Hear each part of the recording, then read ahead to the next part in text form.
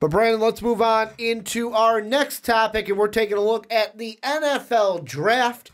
And we got some big draft news. Maybe next week, I will say. Maybe next week. Oh, no, next week's the big board. Never mind. I was going to say NFL Combine. Maybe we do kind of like a little NFL Combine preview, but we'll have to wait until after the prime Combine to talk about some players because we got our NBA big board next week. Also, I'll throw this out here.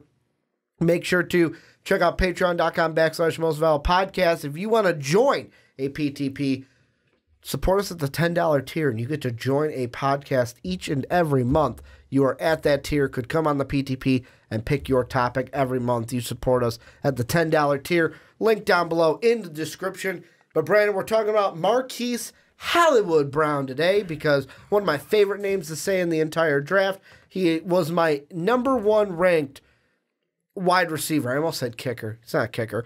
Number one ranked wide receiver over a DJ Metcalf. News has come out today that Hollywood Brown is going to miss the combine.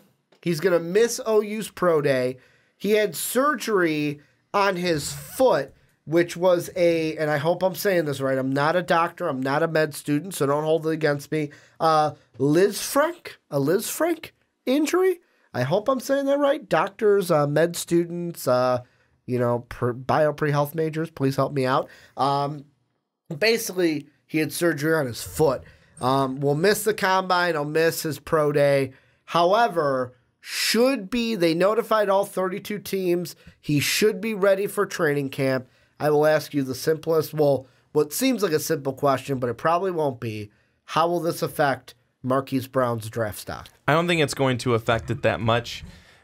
I think a lot of teams would have liked to have seen him run the 40. Mm-hmm. He most likely would have come in about 4.2, 4.3 with the 40. I mean, he's got blazing quick speed at 5'10". He's a really great athlete, can get down the field in a hurry to catch the ball from the quarterback, but I don't think it hurts his draft stock a lot because teams already know he's got this quickness, and I know that with an injury to his foot, they may say, ooh, how is that going to affect him? How is that possibly going to slow him down?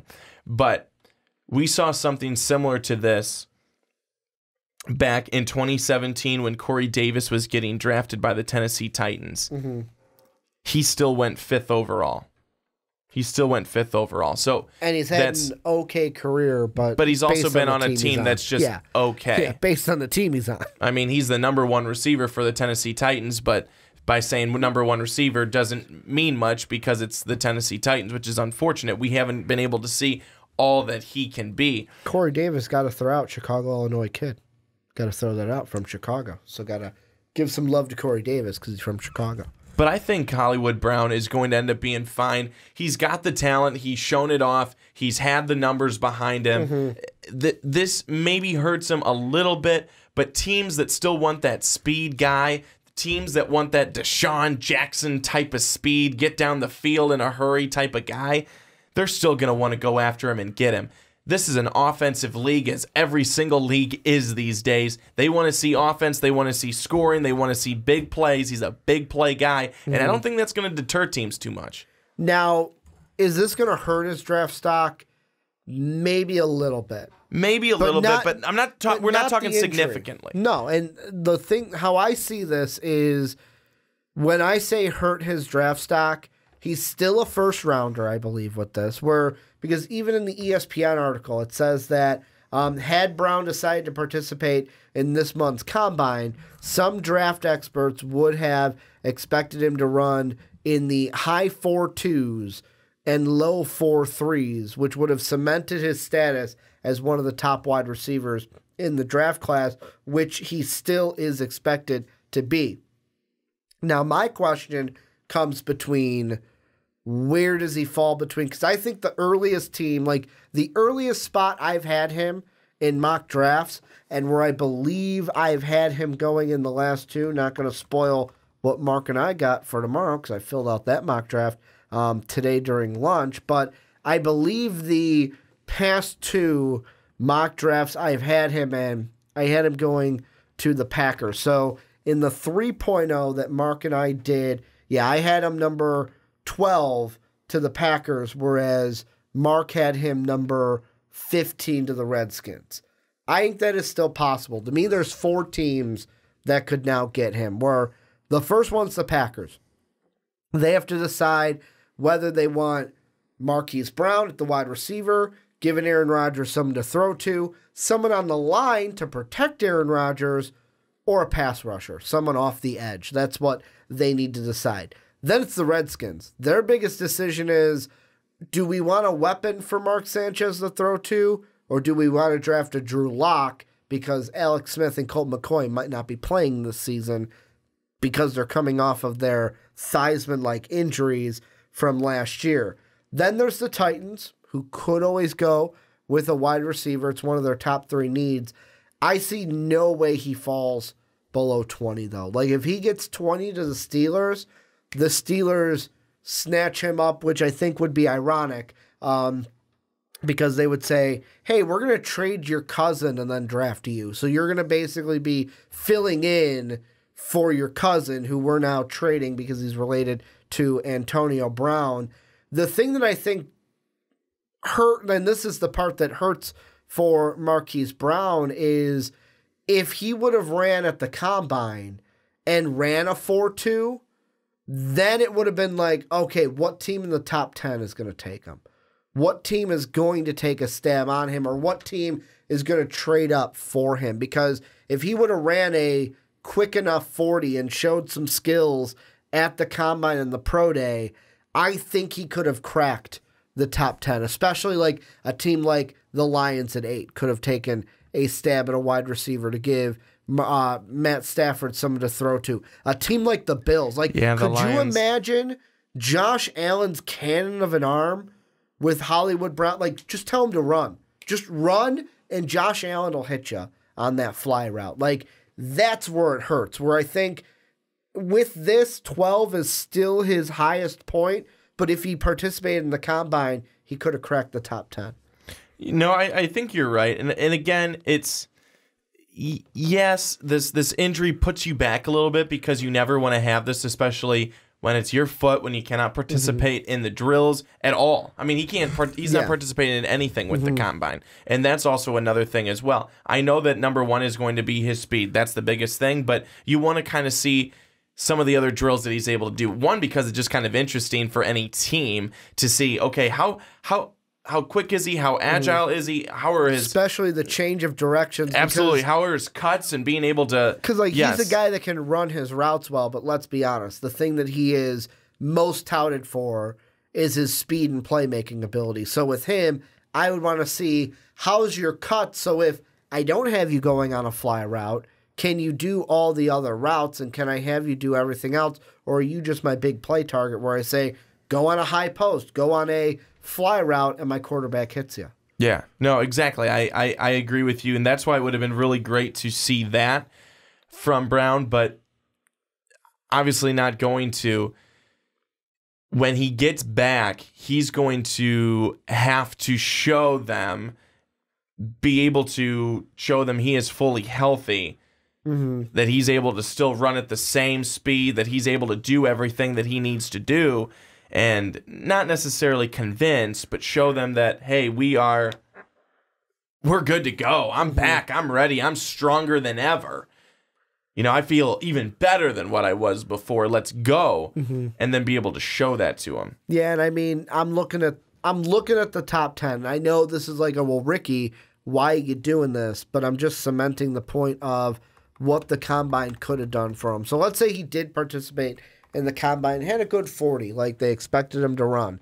Here are all the teams that NFL.com lists wide receiver as one of their top 3 needs. You ready for it? Yeah. This is just in the top 10.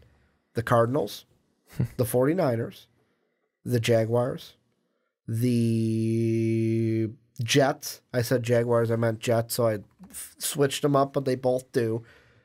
The Lions, the Bills, and the Broncos. What, 7 of the 10? 7 of the 10 need wide receiver, and then the next one would be, well, the Packers, they don't even list a wide receiver as one of their top 3 needs, but they could always take one. 7 of, and just because he doesn't do the combine, let's be honest, there still might be a team in the top 10 that says, let's get ballsy and draft a wide receiver. But, like, that's a thing for me because I know people are going to say, well, but Ricky, the Cardinals at 1, the Jets at 3, even the 49ers at 2, there was no way that Marquise Brown was going to be over Nick Bosa, over Quinnen Williams. And I look at that and I go, yes, you're right. But who are two guys based off their position who could be that? Dwayne Haskins and Kyler Murray. And for me, that would have thrown an interesting wrench into this draft. And it still might. Like, a team might still look at him and go, you know what? Because the thing, too, is teams could still contact him and say, hey, we just want to talk to you. We just want to talk to you. We're thinking about drafting you. You're on our board. We want to ask you some questions. So they could still do that. Like, even though he's not running at the combine, let's be honest. Maybe the Cardinals go, hey, you know what? We could take Nick Bosa, but we got an offer from X team because they want to move up for Kyler Murray. We're going to move back. They could still take Hollywood Brown. Let's say a team like the Miami Dolphins try to move up for a quarterback. I know that the news is they're going to tank for Tua next year, but like I've seen the Lions, their GM has said they're not going to throw out the idea of trading up for a quarterback. You've got teams like the Redskins that could trade up for a quarter. Like all of this, some of those teams like the 49ers and stuff could trade back and then put themselves in a situation to maybe look wide receiver. Do you think that might be still in game for Marquise Brown, even if, let's say, he doesn't get over the 12 picks? Let's say his draft stock is 12 and below. Do you still think one of those top 10 teams could trade out of the top 10 because they want to give a quarterback-needy team the leverage to get their quarterback and could be a surprise team to take Marquise Brown? I think we could definitely see that. And the reason I say it is because those are just the teams you named off are just the teams in the top 10. Mm-hmm. There's a ton more teams that need wide receivers. There are plenty more teams that are wide receiver needy that are not in the top 10 that could go and get a guy like that and that need a guy to be able to stretch the field. That's been a problem for so many teams, why they're not able to honestly do that well or move the ball, is because they don't have someone who's able to get down the field. They don't have a playmaking wide receiver like that. They've got some guys who can do routes over the middle and they can do some crossing patterns, but they don't have a guy who is quickness is his number one thing. Now, that's not every team, and there are more teams outside of the top 10 that need that wide receiver. So there are going to be people ready and waiting for him to possibly be there. And the thing I'm looking at right now is I'm looking at some of these quarterback-needy teams in the top 10 just to see what their other picks are. Because another thing we could see is, let's say we get into that 12 to 20 range that I said is kind of like my range for where he could get drafted. So look at like the Packers at 12, the Redskins at 15. Hell, Cleveland at 17. Like, they could be a team, because I know Mark mentioned during our free agency predictions, which you guys should check out, one of the wide receivers, he said, I think it was Antonio Brown, but I'm not sure. One of the wide receivers, he was like, oh, don't be surprised if if he goes to Cleveland. And I was like, really? Like, they already have Jarvis Landry. He goes, yeah, could you imagine, like, this guy next to Jarvis Landry? And it got me thinking, like, ooh, if he's there at 17, who's to stop, let's say, the Browns from saying, hey, we got Jarvis Landry on this side. Let's go and get Marquise Brown. Let's give Baker Mayfield more to work with. We just got him Kareem Hunt.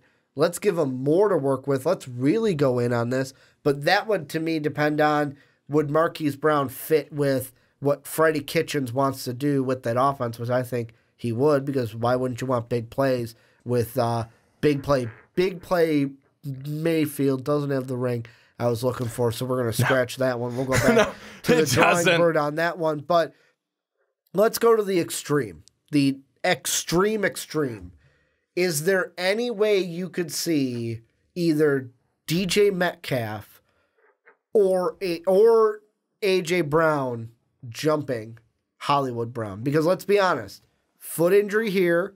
Metcalf is another one who we talked about if he was clean bill of health throughout his entire college career, could be the easy number one wide receiver, but he's even had injuries in his past. I'll ask you that. We'll unpack that one. Could this injury put Metcalf ahead of Marquise Brown on wide receiver boards? I'm going to say no. I'm going to say no because Brown's injury right now, it's happened after his seasons are over. Mm-hmm. Metcalf's happened during his season. Metcalf's cut his games short. Now, I know that this injury to Brown is cutting his opportunities short in terms of combine, pro day, everything like that, but everyone saw everything in his seasons. Everyone saw what he was able to do. And now you could say the same thing with Metcalf. You could.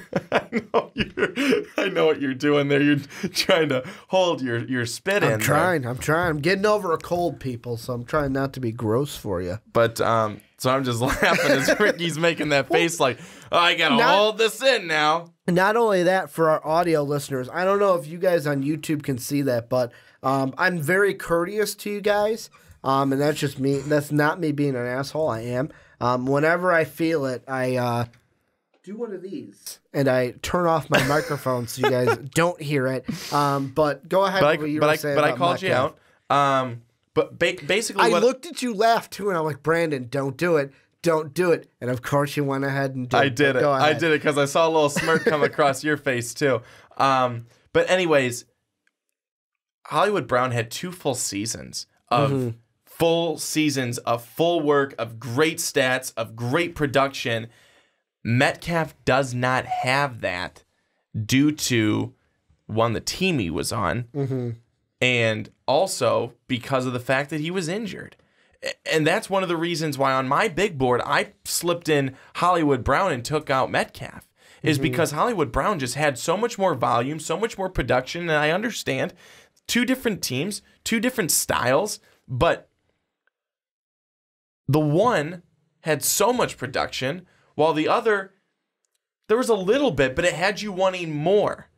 And they're both really good athletes. DK Metcalf, people would say that, hey, he's more of a freak athlete than Hollywood Brown is going to be. But still, I think Brown is still out in front of Metcalf. And right now I'm looking at the Draft Network. They have great prospect profiles on these guys, and between the two, Metcalf and Brown, really it comes down to, so Brown is his best trait is his vertical receiving. Metcalf's best trait is his explosiveness. But the worst traits, it's like Hollywood Brown's is blocking, where it's like, all right, like wide receivers aren't the most known for throwing a block out there. Like, the like one arm, like, oh, no, you're running away from me. No, I let him pass. Oh, no, like, I'm not going to hurt my hands. I need him to catch the ball.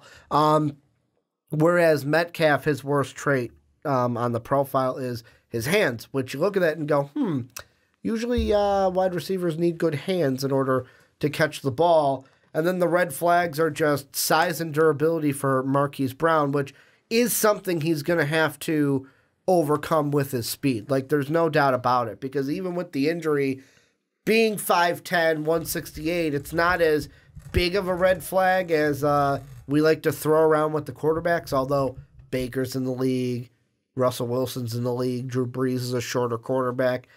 We throw these guys' names around every time like we're surprised that they're still here. But it is something that he's going to have to overcome, which you look at the size for DJ Metcalf, and he is significantly taller at 6'3" compared to 5'10". So there's also that as well. Plus, you look at it, and this is another thing I don't think we hit on with these guys. Yes, I mentioned A.J. Brown, who would be 3 on most people's boards, but if you look at it, and Mark and I kind of hit this a little bit just in a discussion between us, is the first round is going to be interesting this year because since there's so much defensive talent, like there are most people that go, oh man, boring draft. It's got so much defensive talent. Where's the offense? But our team's going to be able to look at it and go, hey, you know what? Because it's so defensive heavy, I know this defensive player is not a big need for us, but we would be idiots not to take him. And we got to take him here. Let's target like a Kelvin Harmon out of NC State in maybe the second round or later. Let's target a N'Keal Harry out of ASU later. Let's target a Debo Samuel, a Riley Ridley. That's kind of redundant. I know he's related to Calvin Ridley. It's his real name. Riley Ridley. Or even like a Hakeem Butler out of Iowa State. Like, could teams who might need a wide receiver, might have questions about these guys, and go, hey, you know what? This defensive player's here. I know he's not a need, but this could help us sooner. We'll kick that can a round or two down and get one of the lesser guys, even if it means we have to work them up a little bit. No, I don't think they do that. Because why would you do that? Why would you go get a guy who's lesser because you think that they might be safer? Mm-hmm. That would be my question. You may want to take the guy who maybe he's more of a risk, but not really a risk. Mm-hmm. The only way that I see if you take Hollywood Brown as being any sort of risk is that he comes back from the foot injury, re-injures himself before the draft, and you go, we'll take him. He might still be injured. He may not be ready right away, but we're going to take him because we know what he could be. Let me phrase it this way. The thinking is not on the wide receiver part. The thinking is more on the first round part of like, hey, I know wide receiver is a big, let's just say Marquise Brown. I know wide receiver is a big need for us, but this foot injury, all those questions are in my mind. Is he going to be ready for training camp? So you're saying we take the defense? Are you saying take the defensive player instead? Because if let's say there's a situation like for some odd reason Quinnen Williams falls, or for some odd reason Ed Oliver falls out of the top 10, or like a Devin White falls out of the top 10, and it's this where, okay, this guy is falling. I know wide receiver is a big need, but let's go get this defensive standout instead of the wide receiver. Will that happen in this, either with just one or two of these teams, which could just ultimately affect, like if that happens once or twice, that affects where Marquise Brown goes in the draft? I don't think so. I mean, I think if a team wants a player, they're going to go after the player they want. They're going to sometimes trade up for him if he's the right position too. Well, exactly. I don't see a team. I mean, how many times are you going to the grocery store? Well, maybe you don't go, but maybe it's somebody else going for it. But how many times you go into the grocery store and Hi, Mom. you're looking for something that you want, and then you end up going, I guess I could get this. Quite often. I do not. I walk into the grocery store all the time like, hey, here's what I need. And then I walk down the candy aisle and go, ooh, I didn't think I needed one of these, but I guess I do. No. But you're looking for the specific type of turkey. Yeah. They don't have that type of turkey. Are you going somewhere else to try and find that exact type of turkey? You're going, I guess I'll go with this lesser one. I don't, type of deal. Depends on how far the other store is. Depends on how far the other store is. How much of a time crunch am I under? Like, okay, maybe a bad example. Obviously, am I at a party and I need to get back to the party, or is it like, hey, I just need some Crocus ham, and they're out of Crocus ham, so I guess I'll get some freaking salami. Bad example, obviously. I mean, don't bring food into this house because I'll school you with the food. You'll eat it, I know. But my point is, why would you pass on somebody when they're right there? You could take them, and you go for a completely different position because you're worried about what they could be. You're focusing on the wrong thing. I guess I'm confused at your point. I am saying, like, for example, Marquise Brown is the wide receiver.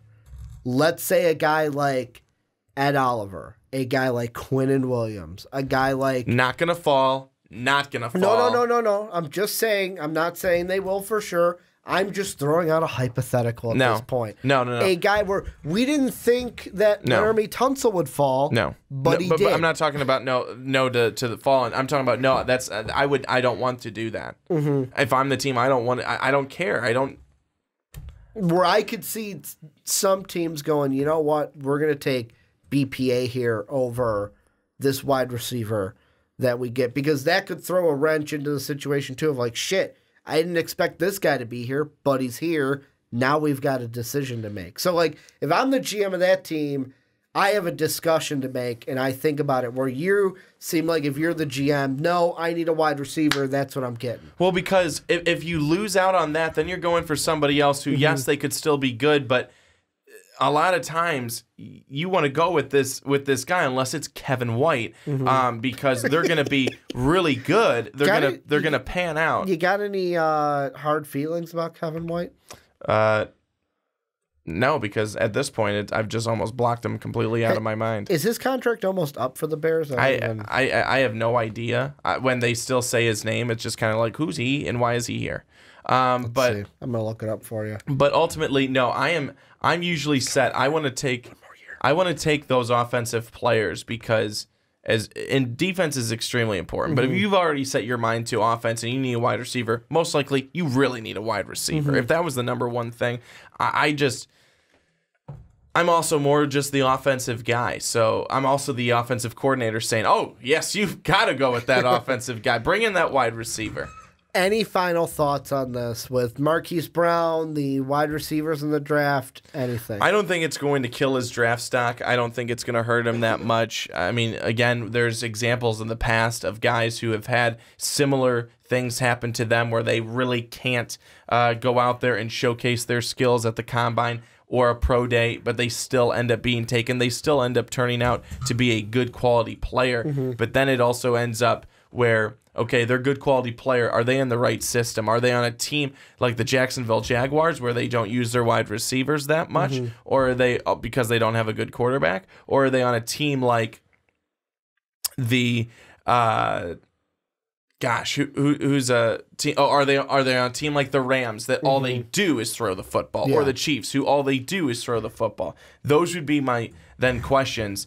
Are you then put in a system where you're set up for success, or put in a system where there could be some struggles? Also, this is going to be very confusing for our YouTubers because we split this into segments on YouTube. But if you're on podcast services or you're watching the full video on YouTube, quick update from our basketball conversation we had in the first topic. With 3:49 to go in the second half, Virginia's kind of pulling away 58-47. So that little question I threw about, oh, maybe they lose tonight against Virginia Tech, doesn't look like it may happen. But who knows? At the end of the podcast, it may be something totally different, especially when you guys are watching this on YouTube a couple days from now. But let us know what you guys think about Marquise Hollywood Brown and his foot injury down below in the comment section. How does him missing the combine, not doing the pro day, affect his draft stock? Where, does it even affect it at all? And where do you think he will get drafted in the NFL draft? Let us know what you think down below.